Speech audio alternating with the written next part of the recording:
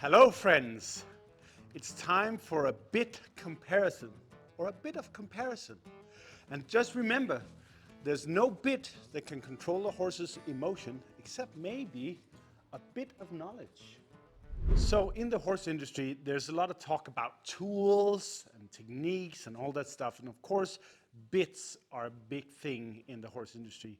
And a lot of people have a lot of ideas about what kind of bit. There's the bit for turning a horse left, and there's another bit for turning a horse right. And then bits for stops, bits for composure and shape, and there's also bits for punishment and all of these kind of things. So what I want to do is I want to kind of compare the different types of bits that I use personally, and also show some of the bits that I don't use and why I don't use them, and share a little bit of why I use the different bits and how to use them. So let's get on with the first one. So the first type of bit I use is what's called a snaffle. And it's a bit that has a mouthpiece, but most importantly, it has rings on the side. And here I have two different types. I have a 2-piece mouthpiece and I have a 3-piece mouthpiece. And they have two different functions, basically, or let's say they have the same functions, but the 3-piece also has a bonus function. So if you look here on the bridles, actually, I have the two different bits. So here I have the normal regular 2-piece. And this kind of bit, the snaffle bit, is mainly for putting pressure on the side of the horse's head. Just like if you were in a hackamore or in a halter on the ground, it's for putting pressure on the side, not so much inside the mouth. So when you're using this, it's just important that you use mainly one rein at a time, or maybe just pull the reins more to the side instead of pulling back on it. Can you see? Because if I pull back on the reins, it goes like this and goes up.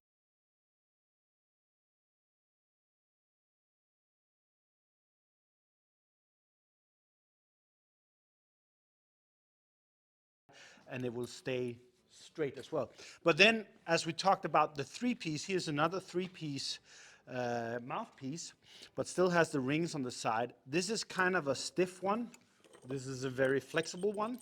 And those can also have the function of actually increasing the confidence, the emotional confidence of in the horse of having the bit in the mouth. Because some horses have learned to be afraid of it. It's not so much that they're sensitive in the mouth, of course they are, but they are also very emotionally sensitive in the mouth. And if we haven't respected that too much, and we have kind of hurt that confidence and hurt that trust, then this kind of bit can actually help the horse to be confident with the bit in the mouth, because the horse can go against it a lot better without it going up and hurting and kind of unintentionally punishing the horse. But if the horse goes against this one, there is a tendency to a 2-piece bending like this, and then this part goes up into the roof of the mouth. So we don't want to do that, but we are eliminating it if we just use one rein at a time, focusing on this kind of turn with this kind of bit. Okay, so let's go on to the next. So the next one is what's called a leverage bit. And there are tons of different kind of leverage bit. The main point of the leverage bit is that it has a piece that goes down from the mouth. So this is the lever, this is the leverage when it has this kind. It doesn't have the rings on the side. It generally has this kind of bar that also can push a little bit on the side, but mainly this bit is for this kind of movement in the horse. And that's why you typically also see in these kind of bits that it has a mouthpiece that goes up a little bit like this. So that this piece here pushes up, kind of like the backside of a spoon or a hand pushes up into the roof of the mouth and helping the horse to seek down. And as you see, this one I use quite a lot as well.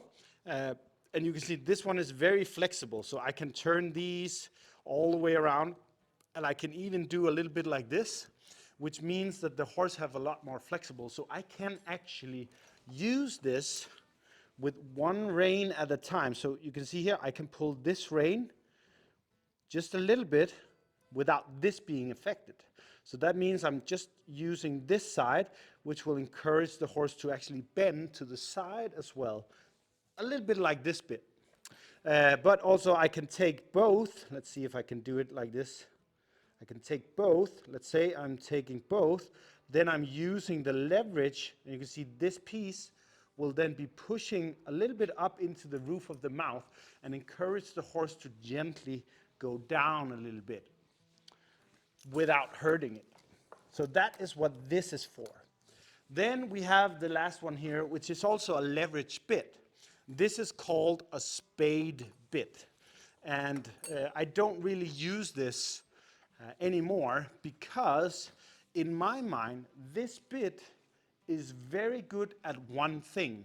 And that is helping the horse get into this shape without us actually using the reins to get there. And that is because it is shaped. Can you give it to me, please? It is shaped and it is weighted in a specific way so that when it's in the horse's mouth, the actual weight and balance of it will automatically push a little bit upwards so that without us doing anything with the reins, the horse will just feel it going up. This big piece here will go up into the roof of the mouth and gently ask the horse to go down. But as you also can see, this is stiff. This is not flexible at all. So if you do one thing with one rein, you can see the whole bit is affected. Affected, not infected, but affected. So that's why this is a one-hand kind of riding tool. So you don't use two hands with it. But this is a bit that is actually quite gentle for horses to have in the mouth because there's a lot here. So there are no real sharp points or pointy points that can kind of hurt the horse. And there's a lot of things going on. It's kind of like me pushing with my whole hand instead of just my thumb. So it's kind of gentle to the horse's mouth. And since it's made of some brass and some rusty metal, it also tastes a little bit, and a lot of horses like taste. And you see this little rolling thing here, which means they have something to interact with when they have it in the mouth. But I don't really use it anymore because in my mind, it is used for long travel, where you don't want to be using the reins all the time. You're using mainly your body, but you still want to have the horse traveling in a better shape, so it's better physically for him. Then this bit is really good because it does most of the work all by itself. And you can see it also has these chains here, which adds a little bit of weight, both for the reins and also for the bit, which encourages the horse to seek down and in a little bit so that it can stretch the top line and use the muscles without us using the reins. But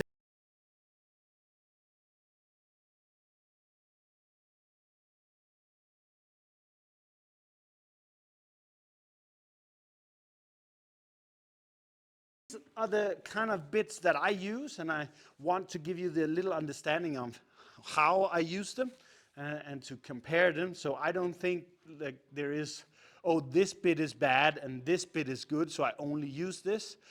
I use a tool for the right occasion. It's kind of like knowing that I have a nail, so I need a hammer to get that nail, but if I have a screw, I wouldn't take a hammer, I would take a screwdriver.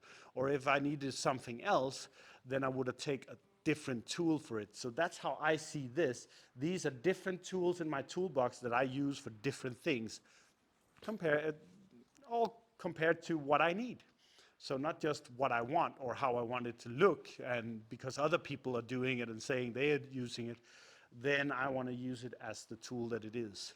So that was a little video for you about bits. So remember, as I said in the beginning, there's no one of these bits that can control a horse's emotions, but maybe only a bit of knowledge. So now you have a bit of knowledge, a bit of bit knowledge that you can use to create a better relationship and better communication with your horse.